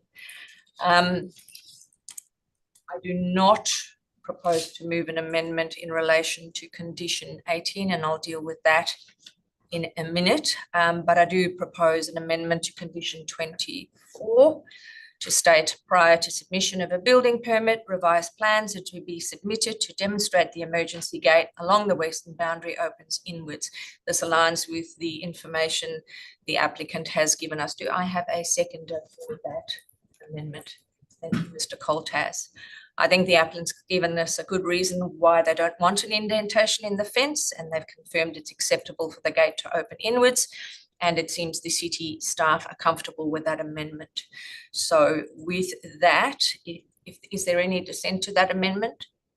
All those in favour? Carried unanimously. I'd like to move an amendment to condition 27, which states the approved schedule of colours and materials must be carried out in full and maintained for the duration of the development. I'd like to add the words unless otherwise approved by the city. Do I have a seconder for that amendment? Thank you, Mr. Coltaz. I think that amendment is important. Otherwise, any time there is a need for a minor upgrade, even painting of the building by the applicant, it puts them in a position where arguably if somebody wanted to challenge that, they'd need approval from the city. So those minor upgrades in future are covered off by that. Is there any dissent to that amendment? All right, all those in favour of that amendment? Carried unanimously. Thank you very much. And lastly, I move a motion to delete advice note 1. It replicates condition 2 and it's simply unnecessary. Do I have a seconder for that amendment? Thank you, Mr. Coltaz. Is there any dissent to that amendment? If not, all those in favour? Carried unanimously. I therefore revert to the primary motion and I'll make some brief comments on that. I will support the recommendation for approval. the proposal does align with the objectives of the residential zone under the city scheme and the provisions of the city's local planning policy. And importantly, there's already an approval in place for a childcare centre which can be acted on. So the suitability of the use for the site and its context is not really a matter for me to be concerned about. I do acknowledge the concerns raised by surrounding residents because childcare centres, if not located and designed well, can have impacts on existing communities. In this case, however, I think the site is bounded by 3 roads, so direct impact on adjoining neighbours is limited to a few. The facility has been designed with some thought to minimise shadow on adjoining outdoor spaces and to locate outdoor playing areas away from adjoining residents as far as possible. In saying that, though, I do not support the amendment to condition 18. I think that wall, which is recommended as a condition, is the least that we can do to protect the amenity of Mr. Grigg and his neighbour. And so I support that condition staying. I note there are concerns about the height of development in a single-storey context, but I can't support these as valid concerns. 2-storey buildings are commonplace in residential suburbs, and over time I expect more and more 2-storey development and redevelopment to occur in this area. The usual concerns associated with childcare centres have been addressed in a satisfactory manner. There's adequate car parking, and the car parking arrangement is actually an improvement on the previously approved proposal. Anticipated vehicle movements are well within acceptable levels, and noise generated can be managed to fall within the noise regs. So that is why I will support the primary motion with those amendments that have already been carried. Right. Doing that, I now hand back. Well, I'm closing. I don't know. Mr. Hock, you want to add? Not much to add. I think that you've covered very succinctly my comments as well. I think the responsible authority report was thorough. The assessment of the proposed facility, issues such as traffic, location of childcare centres, whether it's a commercial development or not, an amenity, the number of children, car parking, and property evaluation. The proposed development went through a thorough design review panel assessment, and modifications were made as required, and others were incorporated. Issues of amenity incorporated in the original design. The planning assessment undertaken by council looked at the acceptability of land use, the design, traffic, parking and landscaping, and all of those issues have been addressed, and issues that affected amenity to adjoining owners had been considered, and whilst it may not be acceptable entirely, Mr. Grigg did say that some of the proposals were that he had concern over were incorporated, and I'm supporting those. So that being the case, I think it's a well-designed, warranted facility, and I'm sure that in time it will be well utilised. So I am supporting it. Thank you, Mr. Coltaz. Would any other member like to speak for or against this primary motion? Mr. Howe. I'm of the view that the communities require a range of supporting facilities, and childcare is one of those, and they need to be easily accessible and generally proximate to their customers, which in this case is in a residential area. It's been sympathetically designed, and as panel member says, has been through the design review process and supported in that, and there's been changes made as a result of that, and there are further conditions to ameliorate the other concerns. Accordingly, I'm willing to support the recommendation as amended. Thank you. Mayor Hall, you raised your hand. Would you like to speak for or against? Thank you, Chair. I'm prepared to speak against the recommendation for approval and against the the officer's recommendation that appears in the RAR. Chair, I just want to make the point that I've been on this DAP for a number of years now. I've been on the City of Canning Council since 2015. I've been the mayor for half a decade. We have had many residential setting planning matters come before our council over the last 10 years in relation to childcare centres, and I think from memory I have supported every one of those, despite the fact that at times there have been pockets of opposition. I just wanted to say that my understanding of this particular application, and I'm going to consider it as a new application, I wasn't involved in the previous matter. It's a speculative development, and my belief is, despite what has been said, I'm not certain that there is the proponents have actually found somebody to run this. They certainly hadn't at the time that the first matter was considered back in 2023. It's a speculative development that's based on profit and not demand or need. This development is manifestly out of character with the amenity of the surrounding residential precinct.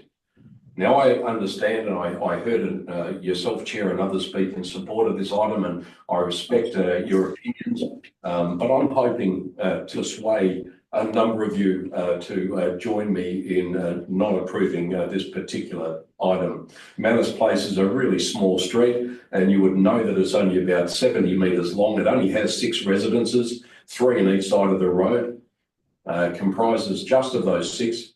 This development will race to the ground one entire side of that street. One side of that street will disappear to be replaced by a significant commercial structure. This application proposal is for a premises that is now bigger, higher, will have more children, in fact 15% more children, more staff, more car bays, and will open markedly earlier than the original application. I understand it's only 30 minutes, but I'd make the point that for a proportion of the year through winter, sunrise doesn't actually occur until 7:15 in the morning. That's when sunrise occurs. So this premises will be opening in the hours of darkness at 6:30 a.m. for a significant proportion of the year. And I'd also make the point that staff, up to 20 staff, will start arriving far earlier than that to prepare for the arrival of the first children. So I can only imagine the difference in the amenity that will be caused not only to those adjoining those properties and looking onto it, but those surrounding it. Manners Place is a different proposition to all of those that I've actually deliberated on previously. It's manifestly unsuited to a residential setting, and it will irreparably and permanently change the amenity of that residential precinct, particularly for those residents living in proximity to this development. And I'd also make the point, just in closing, Chair, I won't say terribly much other than to say that this current planning scheme that we all deal with as a DAP, and of which this panel plays an integral part, has been criticised at times for failing to acknowledge and listen to the views of citizens. I do understand why at times planning is required to only deal with planning matters on the planning authority that we have in front of us. But on this particular occasion, for the first time in the city's history, there has been manifest amount of opposition to this. I believe there have been 115 written submissions, and there is not a Save Manners Place activism group out there drumming up support. These are people like you and I that live in that area that don't believe that a development of this size and scale is suited to a residential setting, particularly in Manners Place. That area where Manners Place runs off Willeri Drive is on a significant incline. People will be pulling out and coming off onto a road where, in my opinion, and I've lived in the area for half a century, that visibility will be somewhat reduced. This is not a development that is required or demanded or needed. I still maintain my point of view that it is a speculative development, and I'm really disappointed that it has gone as far as it has gone. I support the proposition that at times DAPs do need to listen to its citizens. And the citizens of that precinct that will be affected for the rest of their lives, particularly those three unfortunates living opposite this monolith, we need to listen to them as a planning panel. I speak against the recommendation for approval. Thank you, Chair. Thank you, Mayor Hall. Councillor Kunza, do you wish to speak for or against? Yes, Chair. Look, I also speak against the report and the proposal. Like the Mayor said, it received a large number of submissions from the general community relative to what other proposals in the City of Canning receives. This is actually a substantial number of people that have responded in concern of the amenity of Parkwood. Now, one thing that stood out to me in considering the report was in a response to an adjacent landowner, who was concerned with the level of impact it would have on them. And in the response, it was stated that a condition of the development approval is recommended that requires the recommendation of the assessment be implemented in full to ensure the existing residential amenity of the locality is maintained. Now, amenity is all the factors which combine to form the character of an area and include the present and likely future amenity. Now, while some residents will be concerned about perceived impacts that don't actually eventuate, I don't think it can be disputed that the development will have an effect on the amenity of the area. I don't see how the residential amenity is maintained as stated in the response. It's just whether the impact of the development on the existing residential amenity is considerable enough or not. Now, our childcare policy, LPO4, the City of Canning childcare policy, not that long ago capped childcares within residential areas at 50 children, in part to ensure that these centres didn't impact the amenity to nearby residents. Now, the cap of 50 was removed due to pragmatism. 50 just isn't an appropriate number. Obviously, the previous DAP decision was to allow a centre within the 90s, and now this new DAP proposal is for 111. There's been a lot of emotive language included by members of the community, some of which have been quite hyperbolic. But it's apparent to me that the proposed childcare centre isn't compatible with its setting due to the bulk, height and appearance of the development being inconsistent with the existing development on the adjacent land or the desired future character of the area. I believe the childcare centre premises would have an adverse impact on the amenity of the surrounding area due to the built form not being of a domestic architecture and being compatible to the surrounding context. Now, the previous DAP decision, as you've mentioned, Chair, determined that a childcare premise is a suitable land use and provided the relevant discretion to enable its development. However, I believe the scale and size needs to be a factor when determining the appropriate locations for these childcare facilities. When you consider that every single dwelling on Manus Place are single stories, almost all of the dwellings on adjacent streets in Parkwood, conversely, this development will have a maximum height of 8.6 metres, which exceeds the permissible maximum height according to the deemed to comply requirements, which is 8 metres. It repurposed, as the Mayor said, half the street for a new purpose, removing 3 existing dwellings out of 6. Now, many of the submissions received in relation to the proposed development from the local public raise valid concerns surrounding the intensity and scale of the proposed development, which will have an adverse impact on the amenity of the surrounding properties and local area. Now, I recognise that amenity is subjective, but I don't see how this childcare centre of this size and statute doesn't have a negative impact on the surrounding amenity, and I believe it crosses that threshold. I'll therefore not be supporting the recommendation. Thank you, Chair, for the opportunity. Thank you, Councillor Kunza. Mayor Hall, you have already spoken, but is there something you would like to add? Yes. Thank you, Chair. I have already spoken, but before we close debate on the matter, I did want to propose an amendment, and I wondered if this would be a time to propose it. Go ahead, Mayor Hall. Propose your amendment. Thank you. Just in relation. Thank you. Just in relation to item 7 on the conditions, I wanted to propose an amendment to return it to council's policy, and also a more sensible starting time of 7 a.m, which had been the time agreed to at the previous approval and has now moved back to 6:30. And if I can have a second for that, I'd like to speak to it, Chair. Just give us a second. To the condition. Or 7. Okay, so it just relates to the operating hours. Condition 7, you're seeking to move an amendment to revert back to the 7 a.m. start. Is that correct? That's correct. Yes, thank you, Chair. Okay, that is moved. Mayor Hall, does anyone second that?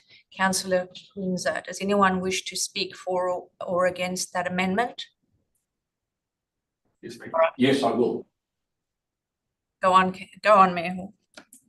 Thank you, Chair. Thank you for allowing me to put the amendment. Thank you to Councillor Kunza for seconding it. I did speak very briefly to this matter. I'll raise again the fact that this would be 7 a.m. start is consistent with all other developments across the City of Canning, and I would say it would be consistent with many childcare centres in residential settings.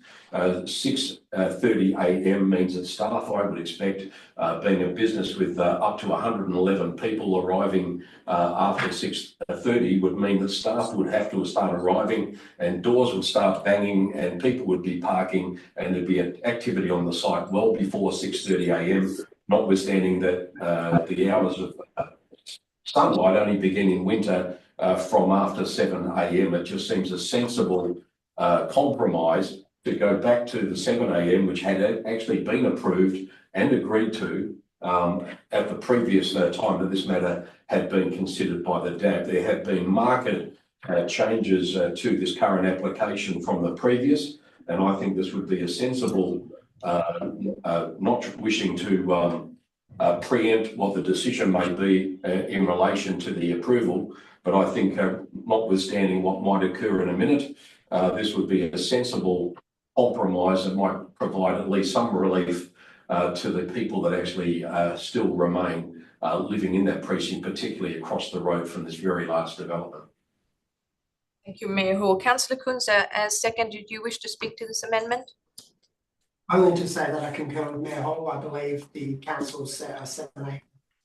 Opening time within residential areas to mitigate any impact on local residents unless there were extenuating circumstances, which I've not seen any circumstances to that effect. If we were simply to accept that the childcare centre wants to meet demand for out of ordinary hour workforce, that would be the case with every single childcare centre. I would imagine that they might want the option to do that.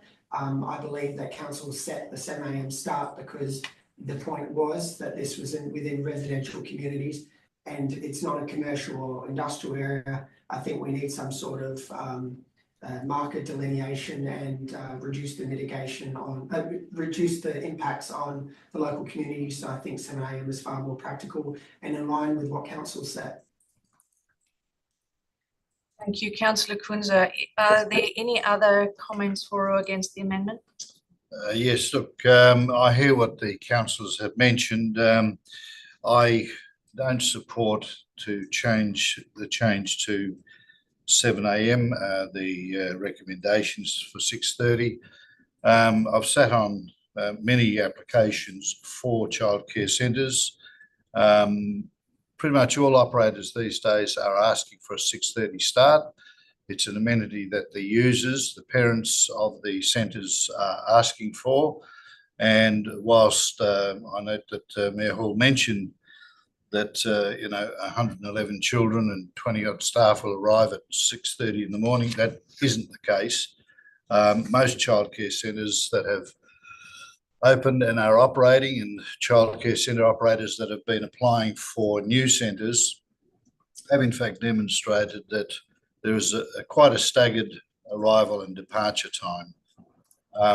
Very few children are delivered to centres earlier than 7 a.m. or 6:30, and consequently the operators rationalise or roster their staff accordingly. So in a centre like this, it would probably have 2 or 3 staff would arrive at 6:30, and as a result, the numbers will increase as children being delivered to the centres increase up until about 9 a.m, which is when most of the centres have their 100% or maximum capacity, not 100%, because very few of the centres operate at 100%. So I think that the concerns of the councillors, whilst acknowledged, I don't think they in reality will eventuate.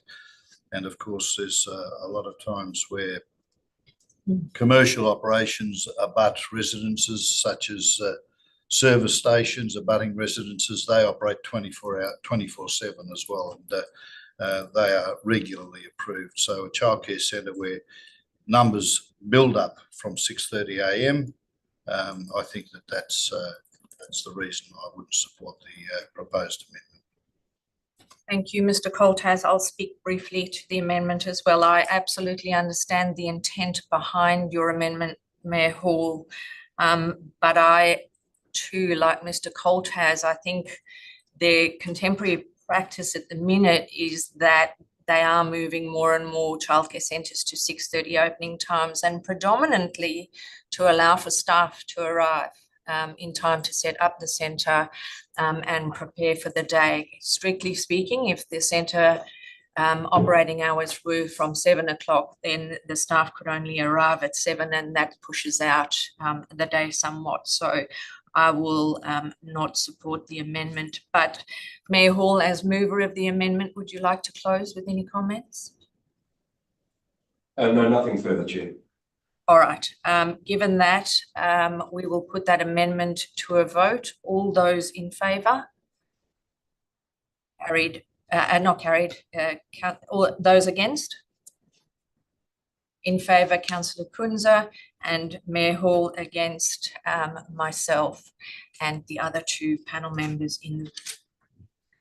Thank you. We will revert now back to the primary motion with the amendments that have already been carried. As mover of the primary motion, I do not wish to make any closing comments.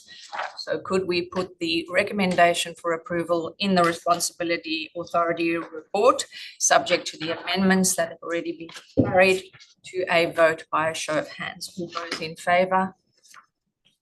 Against? Thank you. That is carried.